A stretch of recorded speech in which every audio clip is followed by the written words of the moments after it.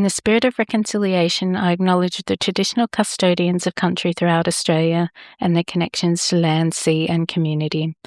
I pay my respects to their elders, past and present, and extend that respect to all Aboriginal and Torres Strait Island peoples today.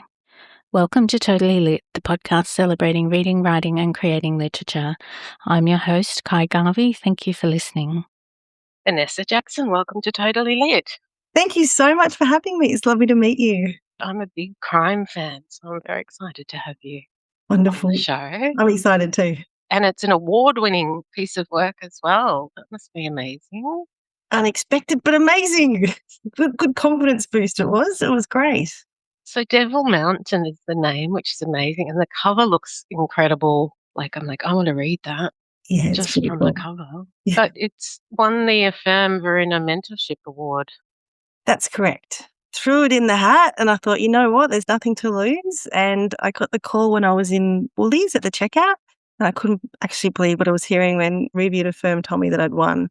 And they ring you directly? Yes, she rang me and I was just putting through my groceries and I was squealing and doing a happy dance. So it was nothing really like being instantly grounded. You won an award while you're doing the groceries.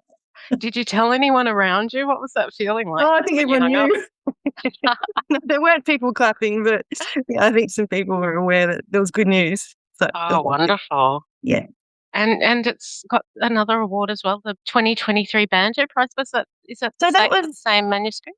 No, that was my previous manuscript. So I wrote a murder mystery that didn't get published, but it got so close. So again, I just threw it in the hat, threw it in the ring, and it's shortlisted for the HarperCollins Banjo Prize, and it was runner-up for the ASA HQ Commercial Fiction Prize. So you've got plenty up your sleeve for a burgeoning career. Is it crime as well? Yeah, there was crime. It was sort of more murder mystery. This Devil Mountain is a police procedural, whereas that one, the MC, was a doctor. Yeah, but even though I didn't win and it didn't get published, it just gave me the confidence boost that I needed to know you're on the right track. Okay. Yeah, if I just keep going, it's got to happen sooner or later, and that's what I did. So it was great that I'd entered that and just took that chance just to see what would happen. So we better talk about the book a bit. Devil Mountain. Do you want to share a bit with me about Devil Mountain? Yeah, sure. Look, I'll keep it under a minute and I'll try and keep it human. So we read books, the mystery is great, but it's also about the main characters. So Devil Mountain is a small town crime thriller with a creepy twist. It's about Detective Sergeant Anastasia Brown, who, heartbroken and humiliated, is sent to a small mountain town to investigate the grisly murder of a local popular GP. A young boy found his body in the forest. He was burnt and chained, and the boy said he saw a devil in the trees, hiding in the trees. So, yes, immediately Anna thinks, wow, this is a bit different. Yeah, and she knows she's in hot water when her investigation hits a complete dead end, basically no clues anymore, and strange things start happening to her. So that makes her wonder, is she looking for a clever killer with a taste for the macabre? Or could the secret coven of witches who worship on the mountains somehow be involved? It's slightly supernatural, but it also goes into, the background of witchcraft and why women do join the Wicca pagan movements. Anyway, so that's for a different conversation. But yeah, so she knows she's got to solve the crime before the clock ticks down and the devil strikes again. That's my little... Super exciting, because I'm also very into esoteric. Can't even talk tonight. Oh my goodness. Okay, I'm the same. I'm into witchy stuff. Yeah. Isn't it great? I love it. So you've got two things in that book that I have to read.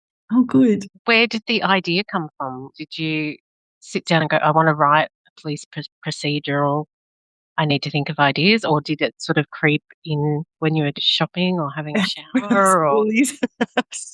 Look, two things collided. So 10 years ago, I'll keep this quick as well, 10 years ago when my kids were in kindy, their primary school was way overcrowded. So the education department decided to redevelop. The only option was to go backwards into the bush. So massive fight, huge environmental lobby came in and it got pretty nasty. I went to a community meeting, lots of people spoke, and the very last speaker was an elderly lady, and I'm not kidding, she had long white hair and she spoke very quietly, and then at the end she pointed a finger at us and said, "You will regret this," and she walked out. She cursed everyone. In my head, I've got a great idea for a story. That was 10 years ago. So that little idea has been percolating for a long time. Sounds like a reverse curse because you flourished and are now published. That's amazing. That's right. That's exactly right. I'd love to contact her and just say, thank you. I'm sorry about the school, but thanks very much. Yes, that was the inspiration for that. And then I decided, I woke up one day and said, yes, I need to write a police procedural. It's my thing. And that those two ideas combined, and so far it's worked out. Fantastic. And what, I guess, prompted you? Have you been writing in your past? What prompted you to decide I'm going to write this manuscript and then submit it? This particular, or writing in general? Well, in general, because it looks like you have written a previous manuscript and submitted it to prizes.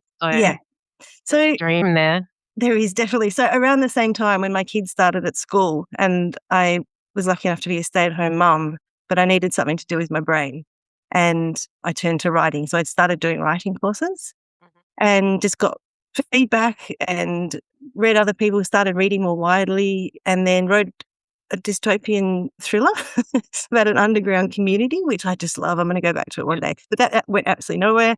And then I wrote another thriller, and that went absolutely nowhere. All the time, I'm doing more courses, getting more feedback, to the point where I was able to submit the ones that won to the prizes and get a bit of confidence from that. So, it's been at least 10 years of writing. Yeah, keep me sane. But you're seeing the results, though. Yes, I am. Persistence. Wonderful. I think that's, especially if you're writing novel-length work. Yeah. And you're starting, okay, I've got my third or fourth one written. Yeah. That's actually a lot of words you're putting on the page. It is, actually. And it's a lot of thinking in the shower and thinking, again, at Woolies. A lot of my brain time when I'm doing mundane tasks is taken up with what's going on with the characters and the plot. And so it's wonderful for my mental health. It's really good. I recommend it. Now, you used to work in PR, have I got that right?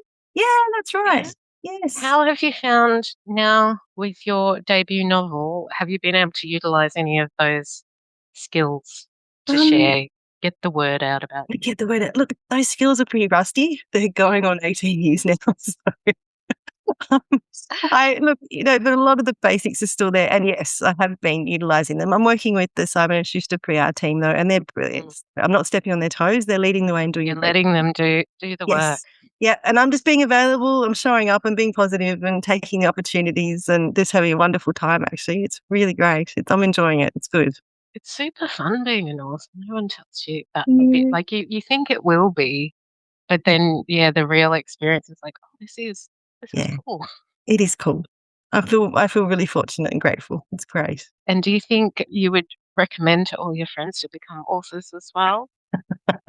Look, it's a good point. We've only covered the upside, haven't we? There's a big downside. There's the doubt.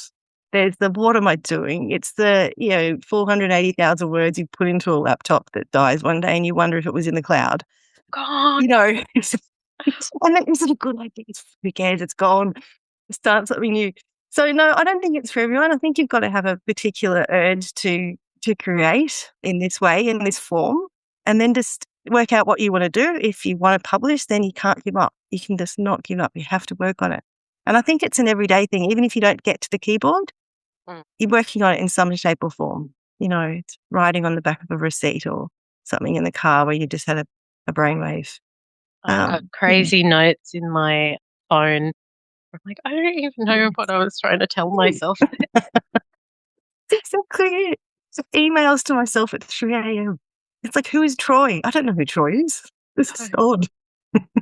He was meant to be a character somewhere. Yeah, that's right. He'll pop back in later. I think it is an interesting choice to become an author because it makes you wonder, are we all narcissists? Yes. Or are we just acknowledging that we've got a talent and it needs to be shared? Yeah. It's a really strange space to be in because most of us are introverts. Yes. Yet have this unique talent that not everybody has. Yeah. And then we're sort of plunged into the limelight for a very short time when we've got a book published and we've got to sort of get people to buy it. Yeah. And it's like, oh, look away, don't look at me. Yes, that's but exactly please right. buy my book. Yeah. Oh, you described it perfectly. The exposure is agonizing at the moment. It's like, oh my, please don't read my book. Please don't look at me. And then quiet. Yes, love you. So no, you described it perfectly. It's very challenging.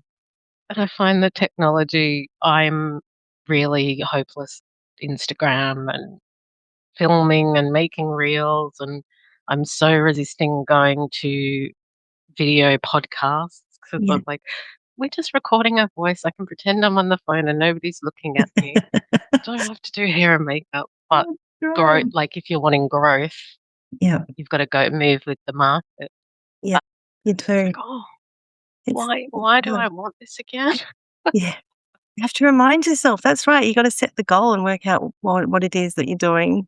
Is it for recognition? Is it just for achievement for the sake of it? Is it for validation? I think that plays a big role. Do I actually have what it takes to get published? And then you find out and you're like, oh, geez, that's excellent. Yes.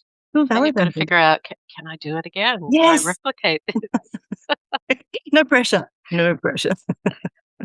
Yeah, How have you found working with Simon and Schuster in that space? Have you found it an enjoyable experience, or has it felt stressful? do you mean in the marketing PR or the whole thing? Oh, well, I guess as an author, Yeah. how's it felt? You've given your baby to them Oh, to send great. out into the world. Yeah, fantastic. Been So great. I started, so I'm with a firm. So Right. Okay. firm press guys in Melbourne, yeah.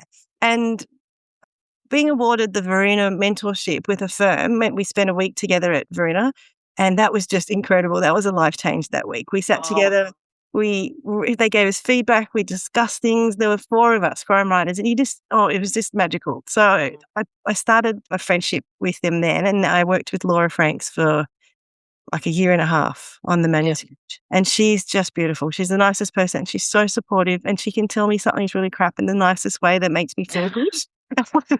And we never disagreed. Her suggestions were really clever. She knows the market. She knows what I was trying to do with the book. So no, I can't fault it. And I'm not just saying that because you might listen to this one day. It was incredible. I couldn't have hoped for a better experience with those guys. They're really professional. Amazing. Did that feel a little bit less lonely once you got to that point of working with the team? Because I know that, like, the actual writing, you do have to be on your own. Yeah. Or in the car when you're picking up kids, or on the bus, like writing as much as you can. But it is such an individual process.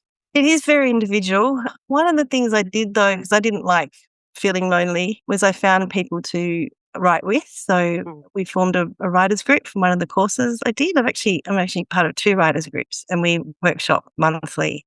And we've just formed this wonderful friendship over the years. And we talk on Instagram, we talk on Messenger about writing and books. And so even though I've never met them in real life, we're really close. And we've got a little friendship in a community, which is wonderful. I have met some of the others in real life. We've had cocktails together, and that's a special experience. Yes. So, yeah, but so to get rid of that lonely feeling, I found connecting with other writers. Yeah, it was really important for me. And do you think there's more books to come, like with Simon and Schuster? Is there like a 3-book deal or anything exciting like that? No, not yet. So I had a single book contract, and the sort of planting the seed there for you. Yeah, let's just see how this one goes. If it sells, and I think I would love to have a conversation with them about the book 2. We just have to wait and see how book 1 goes. But in the meantime, I am writing book 1 because I said to myself, why do I write? And it's because I really enjoy it. And if book 2 doesn't go anywhere, it doesn't matter. I'm still writing it. I've got the brain puzzles every day to keep me sane. And so I'll keep you posted. Not sure. Fingers crossed. Yeah, thank you. Because I think that's the next challenge is challenge 1 is writing the book, challenge 2, getting it published. Then the next step is having a continuing career. Yes. Like, okay, how do I make that happen, and what does it look like? Yeah. And I think that authors find like lots of diverse ways to be relevant, and like for kid-lit authors, we do lots of school visits and library visits and things like that. Yeah. Then for other authors, they develop workshops and deliver those either at libraries or festivals and things. And there's online communities and things. There's more than just your physical book as part of your career. Yeah, that's right. It kind of becomes a bit of an all-round business, doesn't it? If you could call it a business. Yeah, you've got to diversify. I haven't had many thoughts about that yet. I'm still, just beautifully enjoying the launch phase at the moment. Yeah. But I'd love to go into some of that stuff. Oh, workshops are so much fun. They're just so great. You meet the best people there. It is fun, like connecting with the community. I find, because I'm a little bit reserved, I'm not a performer, so I find it a bit difficult to Yeah. stand up at a lectern and Yes. speak. But Yeah. like panels and stuff are great. I don't know why the sitting down is much better for me. Yeah. Yeah. It's more relaxed, isn't it? It's more Yeah, casual. so I think this is interesting because it seems to be around the position I'm in. And I'm like, Right. isn't it funny that Yeah. standing up like this, I get really nervous, but if I'm sitting on a panel on a chair, Yeah. I'm totally fine. That's so interesting, isn't So it? I Yeah. don't know why it is, but it is a bit frustrating though because I'm like, oh, if I wanted to like deliver a workshop and I was walking around it, Yeah. speaking to people, how do I control those nerves? And I haven't figured out how to do that yet. It's a challenge, isn't it? But Yes. some people just seem to be born to it as well. Like it's so natural. I go, Yeah. oh, that would be great. Yes. I did a bit Like, of media training back in my PR days, and I'm trying to reinvent that. I'm trying to harness that, but it's just not there. Um, but yeah, I've known authors who have done a little bit of media training as well, just a public speaking training. So that's something I'd probably think about doing if I do get into that space of yeah, workshops and talking. And then I guess it's just, I don't know, I'm not doing it, but maybe it's just practice and, I don't know, early night sleep the night before. I've kind of Lots been of coffee. trying to do like exposure therapy. So anytime there's an opportunity to like read a piece of work at our local bookshop or whatever, I Yeah. put my hand up. Good on Um, you. but it doesn't seem to be working. Oh, no, not So, yet. but like this, you can't shut me up on a podcast. Yeah. It's your comfy space. Really natural. Yeah, Yeah. I think compared to my original episodes, I would get very nervous beforehand, and that gradually has just changed to Yeah. now I'm like, I've never met this person, but we're going to have a great chat Yeah. about their work, and You're it's very fine. approachable and friendly. So I try. So, is there a book tour ahead? What's the plan with visiting bookshops and libraries? not so much at the moment. So again, we're just going to see how it goes. I've done my local bookshop and that was so lovely. They're the nicest people. Did some signings, took some photos. So that was really special. And then I'm going to do some sort of commando undercover photos in Big W tomorrow. I'm just going to do Oh, some that'll be shopping. exciting. Yeah. I might move my book around, it's fun to put it on put it at the top of the shelf. I'm kidding, I won't do that. And apart from that, no. And the advice was from Simon and Schuster that as a debut and people don't know you, it's often, unless you've got a sort of a newsworthy angle, it's difficult to get people to the Yeah. event. And you can fill the seats with your friends and family, and that's wonderful. So I am having a launch with my friends and family, which will be really nice. Oh, that'll be amazing. Yeah, that'll be really good. And my son's band's going to play, and we're going to have some champagne, so that'll be fun. But apart from, no, I'm not doing too many public things just yet. We'll just see how the book goes, and if I connect with readers, and then people might be interested to come out and It's have a always a chat. bit scary. Because I have a picture book, and like the afternoon before my launch, the bookshop was sort of sending me numbers of people coming, and I was starting to panic that no one was going to be there at Mm, all. yeah, I'm like, understandable, oh no. but it was But okay. it was fine. There Yeah, were plenty of people there, and sort of like old colleagues and old baristas and all sorts of people showed up, so it was lots of fun. I yeah, think that's people wonderful. really want to support you when Yes, you've got a book coming yeah. out. But The writing it's community is so supportive as well. There's yeah. lovely local authors that would come to launches, and yeah, really nice feeling. Now, with the police procedural part of your, how much research did you need to go into, like in terms of getting the facts? Like, if it's Yeah. set in Australia, were you doing some research around the Australian police force and things like that? Look, I was, and you've asked such a great question. The answer is yes and no. So I did as much research as I could. And then I got to a point where a very kind constable from our local police station just politely informed me that it's not really in their best interest to share the ins and outs of police investigation protocol with a writer. And he was so polite. And I just kind of felt really silly for a second, went, yep. okay, gotcha. Nice, thank you. So he did answer some sort of more benign questions, like how the police station works and how it's set up and different, the hierarchy of ranks and all that sort of thing, but nothing sort of too saucy. Right. So, Okay. yeah. Not revealing any secrets. No, not really at all. So then I sort of tapped into the pool of agreed upon police procedure in crime fiction. Yeah. And you read enough books and there seems to be an agreed upon way that people investigate a murder. And I thought, don't stray from that. If readers love it and it's working, let's keep it there. And so that's what I've done. So as much fact as I can, and then filled it in with some, I don't know if it's fiction, but I've apologised to the police force at the end of the book and just acknowledged them and how much respect I have for what they do and apologised and said, I'm sorry if this is just complete crap. I didn't mean any harm. Did your team at a firm give you any guidance with that? Like, so I imagine they're big readers as well. Did Yeah, they no, ever they were say to you, fine. "Oh, I don't think that would happen," or No, not with the procedural side. No, they were confident that I had it right you enough. nailed it? Yeah, there was nothing too scary that didn't sound right. Mm. I mean, they disagreed with other things, which were great, like backstory. We had to rewrite that, but not the procedure. No, they were comfortable. Because I think that's one thing I get myself too wrapped up in. Like, I've been talking about writing a novel for a very long time, and I Wonderful. keep getting wrapped up in, oh, but if I say this, will someone check those facts, or will someone quibble with me? Yeah, And I'm actually making lots of excuses. right. just Yes. just keep doing it. Don't Yeah. worry, somebody will help you with it when you get to that point. I had an old teacher who said, never let the truth stand in the way of a good story. Yeah. So I've always had that in the back of my mind. And also a quick story. So my mum is a doctor and she used to work in the emergency department. And I remember watching ER with her once and she laughed her head off and got up and walked off. And I said, what's happened? It was And not apparently real. they were holding the paddles around the wrong way, or the paddles weren't connected when they were trying to do the CPR move, where they thump someone's chest. And she was just cracking herself. So look, is there a lot of truth in these sort of dramas? I don't know. I don't think, do we care? Maybe a reader or two will pick up something because they're really experienced in that field, and that's okay.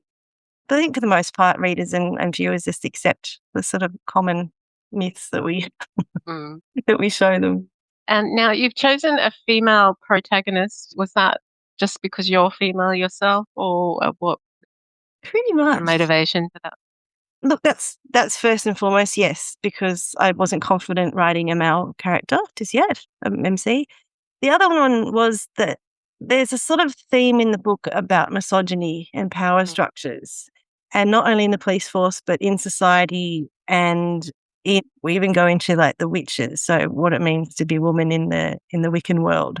And so that all made sense to be writing a female character, because that all links up in the story.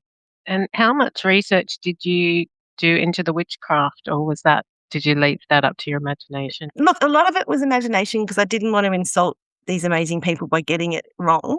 And there's so much to it that I felt confident that I had the basics down pat to sort of create something of my own that could be, because a lot of it's open to your own personal interpretation of how you connect with nature and how you connect with the spiritual world, doesn't it? It's not too prescribed. So I felt okay doing that. The other part that was so much fun and so interesting was I interviewed a woman who identifies as a witch, and we did it through Messenger, and we chatted for about an hour, and it was absolutely fascinating. She was amazing. She was the most intelligent, articulate, yeah, she was so intelligent. The things she said were sort of blew me away. So that gave me a really good base for not only the good parts of being a witch, but also the dangers and the reasons why she's non-practicing anymore. So she left. Oh, she's left. Yes, she left. And it was just wonderful. And I'm so indebted to my friend who knew a friend who knew this woman, and that she was happy to speak to me about what it means to be a witch. So it was great. Very interesting. Didn't end in another curse. No. No, that's not. They're witches now. I've loved witches ever since I was a kid, really. I think they're absolutely fascinating people. Yeah, I find it very interesting, those people that are tapped into their extra senses, I guess. Yes. Because I'm very not like that at all. Yeah. I want to be, I Me want too. magic to be real, but Yeah, me too. I feel like I'm a very just matter of fact person. I've never Hard seen to a believe. ghost. I've never felt a feeling. Yeah. Yeah, and the main character goes through all of this as well. She starts Mm, off very disbelieving. There's a lot of eyeball rolling. And part of her journey, I won't reckon, part of her journey is experiencing the magic and working out what it means. So that was fun. It's really fun. yeah, sounds like a lot of fun. Yeah. So I have a few questions to ask you, just for my Sure. listeners to get to know you a bit Yeah. better. Love to. Thanks. Uh, can you take me back to young Inessa? What do you think she would think of your writing career? I think she'd be absolutely astounded that I would be that confident and that I could create something that was turned out to be real in a shop. Um, Yes. I've never had a huge amount of self-belief. I've always been a bit doubtful about my ability to write. So as a teenage Inessa, I never got over 60% in school in English ever, and I Mhm. tried so hard. But, that just for me, that wasn't the best mark. So now that I've actually published a book, I'm kind of looking back at her and going, hey, it's all right. It's all good. We got there. Yeah, look at what you did. That's Yeah. amazing. Because it is interesting writing, because there are people who just have a very natural Yes. talent for storytelling. Yep. Then there's people who have natural talent for the rules of writing. Like they Yeah. write well, clearly, concisely, they know their grammar. But that sometimes is different from storytelling. It is. And It is. then there's people who have to work really hard. They want to write, Yeah. but they do have to learn all of the craft. But they've got persistence and the willingness to learn and go get the tools that they need. Yeah. So there's so many different ways to come to the end result as well, which That's right. yeah. There is. It's wonderful. I'm definitely in that third category. I had to learn to write. Mm. I really did. It's good. And like you said, it's all different ways to get to the same Yes. goal. Yeah. And I sometimes I'm like, I don't think I've got any plot. That's my Yeah. problem. I need to have a whole entire plot and I'll be right. The But I pesky keep plot. getting trapped into the thought that I need to know everything before I can even Ah, start you're a writing. planner, are you? Well, No pansy. no. Yeah. I think what I am is a procrastinator. Oh, yes. Okay. I'm one of those too. Yeah. I'm like, oh, I'm just finding any reason not to really do it. Yeah. Um, Yeah. but I write short stories and I write picture books and they're quite short. Yeah. And I'm like, oh, you're gonna just have to carve out the time. I don't know how I'm gonna do it. Yeah. It's But hard. how did you do that in your case? Was it an easy part of your life to fit in the writing? Look, I was writing when the kids were at school. So that was really good. I had quite a few hours there to get it done, most days, Monday to Friday. So I was pretty lucky in that way, actually. And I had a Having laptop that and had time. everything I needed, yeah, to get it done. And all the courses I did were all online. So that was Mm, wonderful. So I studied a lot online. I did the 6-month Write Your Novel course at the AWC. yes. So that was a really big commitment. Loved that. Such a good course. Yeah, just studied while the kids were at school. Amazing. So many graduates from the Australian Writers Centre have flourished and have published books. So it's definitely the Great. place to Yeah, it connect is. and get started. Highly recommended. What advice would you give to an aspiring author that would want to get into your genre? Do you have any tips for them? I mean, the boring ones everyone says, sorry, they're not boring. The usual ones are you got to read, you got to know the market, you got to know the conventions of the genre. The next one is learn the rules, then break them, like Picasso said. I think if you're not breaking rules, you're not trying hard enough to really get to the sort of the human emotional part of the story. Like I'm not talking, you can do clever twists and everyone loves them, but I Mm, think the heart of the story needs to be human. yeah. And the last one, and I think I touched on it before, was just get feedback. Mm. I used to get feedback and it would sting for days. I was like, oh, It that's not hurts. true. This is awesome. A man standing on the beach looking at the ocean for 5 paragraphs is awesome. And then it twigs. It's like, maybe not. So, and you do this for years. And now I don't have an ego whatsoever when it comes to writing. I can't wait for feedback. It's so valuable. Not everything, not everything helps, but there is always stuff in there that makes you go, wow, that is so true. You get a new perspective of your writing. You see your characters in a different light, and I find it just puts energy into my writing again. The heat's back. Is It the gets me part going. of the writing process where you have to set aside your ego, Yes. like, Yeah. because we're like, we're going to write this fantastic book because I'm amazing. Then I'm going to sell it. It's going to be wonderful. And then there's this bit in the middle where you're like, would you please read my work and tell me everything that is wrong with it? That's exactly right. And you just have to accept it as a gift, It is a even though gift. it hurts. Yeah. It is an amazing gift. That's exactly right. And it's a weird feeling because we all desperately want everyone to love what we've written, but there's this fear that they won't. And sometimes they just, like, I remember my grandmother read a piece I wrote. She's like, I don't quite understand it. I'm like, oh. And I felt so crestfallen because I was like, oh, I thought that was amazing. Yeah, it's But clear. she didn't get it. And I was, and it was just because I had some ghosts in it and things. And yeah, she just didn't connect with it. Okay. And then I was like, oh, okay. So other people may feel that way, like, because once you realize you've written something and it's not connecting with the reader, it's like, okay, well, that might be with what other readers feel as well. Exactly. Yeah. Okay, I do have to accept if someone else is not understanding what I'm trying to say. Yeah. You have to maybe rewrite it. Yeah, that's right. You got to be willing to rewrite. They say the writing is in the rewriting, and that's so true. You know, I don't worry about sentence level work at all until I'm really further down into a final draft. And then I come at it with language. Up until then, like whole pages gets chucked out. There's no point working on that level. We're just getting the big sort of building blocks in place first. I was just going to say before, it's funny. So my book came out 2 days ago and my mum got her copy today and she's reading it. And I just can't tell you like the anxiety I'm feeling right now. I love it. What if she doesn't turning the understand pages?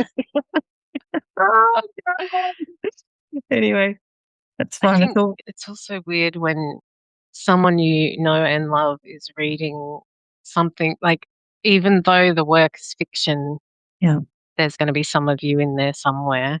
Yes, the exposure is just terrifying.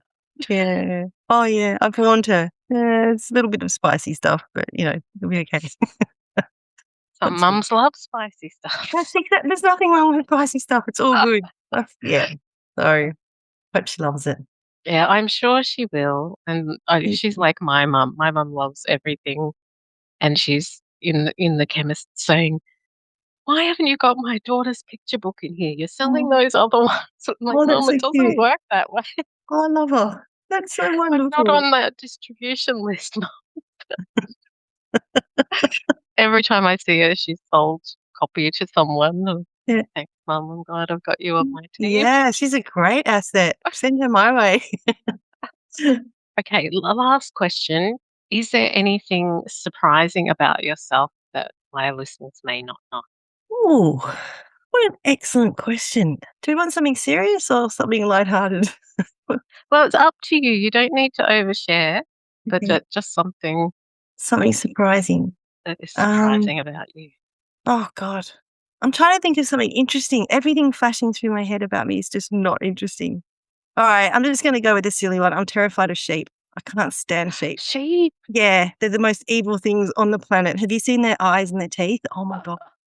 They look at me and I'm not joking. They stamp their hoofs and they bare their teeth at me. And I'm the Antichrist. I don't know what I've done to them. I don't even eat lamb. There's a sheep vendetta from Inessa Jackson. Yeah, sorry, that's my little share for today. Can you wear wool? Like, you don't have an issue with wearing a jumper? Oh, this is all just sort of cotton stuff. Actually, no, I don't have a woolen jumper. I'm just thinking of all the complications of being frightened of sheep. Yeah. Oh, it's just bizarre. I'm a bit like that. I'm a bit strange. I have strange things. I'm fine with cats and dogs, but other animals I'm a little bit not great with. Yeah. The other evening I had my back veranda door open and a cockatoo flew and sat on the veranda. Oh. And I was sitting on the couch going, that cockatoo's going to fly in the house. I'm going to be terrified. Yeah, this is going to be a disaster. And then I've got an 18-month-old puppy, and she saw the cockatoo and just went mental and scared it away. And I was like, that could have been terrible. Yeah, but I'm so concerned about that kind of thing happening that I was like, this is exactly what is going to happen right now. But it didn't. Oh, good. I'm glad that worked out well. So that was a story about nothing, really. Yeah, that's great. We're I having saw a a laugh. cockatoo. It flew away. Everything was fine.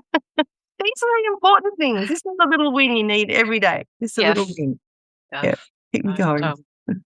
Every now and then I did meet someone who had a kookaburra fly into their kitchen one morning and she couldn't come to work because she couldn't get it out. Oh, no. Fair enough. So Yeah. those things, they do happen in life. They do. Yeah, like evil sheep. There's no sheep in your vicinity? No, there's not. It's No? just when we went to New Yeah. Zealand. Yeah. Well, It there was are a lot cool. of them. Yeah, there are. There's too many. So what do you think is next for you? Your book has been out 2 days. The world is wonderful. Oh, the world is wonderful. I'm just enjoying this ride, actually. I'm really enjoying the experience, and doing podcasts with you has been wonderful. Thank you for having me on. Not a This is just a dream come true sort of experience. So, I'm yeah. glad that you're enjoying it, because I think Yes, that's the I thing. am. Yeah. Is sometimes when it's happening to you, you're not. If I'm a stress head, so I'm like worrying about everything that might happen, which doesn't end up happening. Yeah.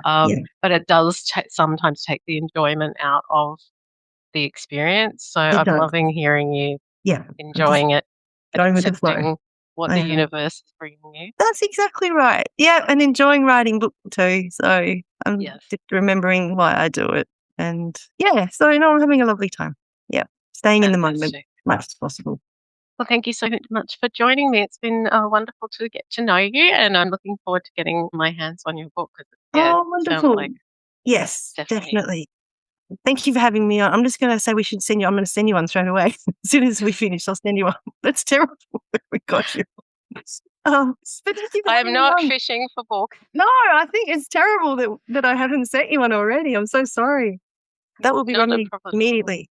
Yeah. No, it's been wonderful. Yeah, thank you. It's been lovely talking to you. The time has really flown and it's been a great chat. Thank you. Totally Lit is an independent podcast. You can help support us to continue to chat with wonderful Australian creatives by leaving a review on iTunes or sharing our socials with your friends. You can also make a contribution at www.buymeacoffee.com/Totally Lit. This will also help with equipment and podcasting platform fees. I love to interact with our listeners, so feel free to say hello either by email or social media at totallylitpodcast@gmail.com, or you can find me on Facebook, Insta, LinkedIn and Twitter, and now Blue Sky. I've also created a group on Facebook called the Totally Lit Writing Community. It's a space to continue the conversation and share your writing successes, events, launches and latest projects. Jump into the group and say hello. Thank you for listening to Totally Lit, and don't forget to go out into the world to read, write, create, ignite.